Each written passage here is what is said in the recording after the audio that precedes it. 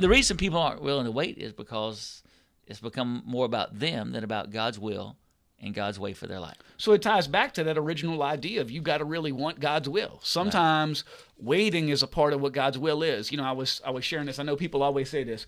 God is always on time. Yes, he is. But he's always on his time, because I always feel like he's taking too long. I was like, all right, Lord, I wish you would have moved a little bit sooner in this, right? Right.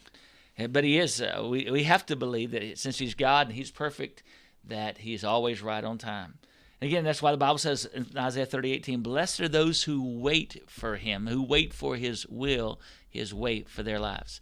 When people aren't willing to wait to know God's will and do God's will, then it's all about them, not about the Lord's will, and they're going to wind up missing God's will for their life.